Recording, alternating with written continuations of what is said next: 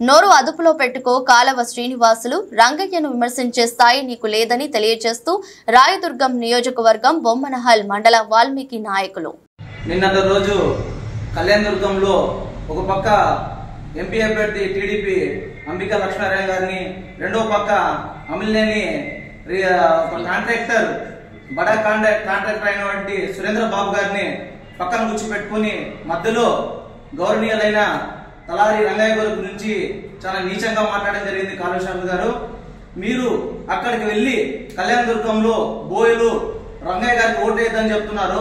అదే రాయదుర్గంలో మీరు నేను బోయేవాడు, నా బోయలంతా నాకు సహకారం చేయని చెప్పేసి నువ్వు రాయదుర్గంలో ప్రచారం చేసుకుంటున్నావు. ఇది ఏ విధంగా నీకు తెలుస్తుందయ్యా? నువ్వు అక్కడికి వెళ్ళి ఏద్దని చెప్తున్నావు, ఇక్కడ వచ్చి నువ్వు బోయడని చెప్పుకుంటున్నావు. అంటే ఏ విధంగా బోయలు నిన్ను నమ్మాలి? ఏ విధంగా నిన్ను ఆదరించాలి బోయలు? ఇక్కడ నువ్వు అభివృద్ధి గురించి నువ్వు మాట్లాడుతున్నావు కదా. రాయదుర్గంలో ఇంతమంది బోయలు ఉన్నారు. 2014లో ఒక బోయడు అని చెప్పేసి నువ్వు గెలిచినావు. ఇక్కడ నువ్వు బోయలకు ఏం చేసావు? రాయదుర్గంలో ఒక మండలానికి కానీ ఒక గ్రామానికి కానీ మడనల్లి అనే గ్రామంలో దాదాపు 90% బోయలు ఉన్నారు. అక్కడ నువ్వు కనీసం రోడ్డు కాక గ్రామీణ కూడా వేపిలే. కానీ రంగయ్య గారు చొరవతో ఆ గ్రామానికి ఇప్పుడు తార్ రోడ్డు వేయడం జరిగింది. అంటే రంగయ్య గారిని విమర్శించే ముందు ఒక్కసారి నీ గురించి నువ్వు ఆలోచన చేసుకో. నువ్వు ఏ స్థాయి నుంచి ఇక్కడికి వచ్చావు ఆలోచన చేసుకో. నువ్వు కూడా గతంలో ఎంపీగా ఉన్నావు కదా, అలాగే మినిస్టర్ గా కూడా పనిచేసావు కదా.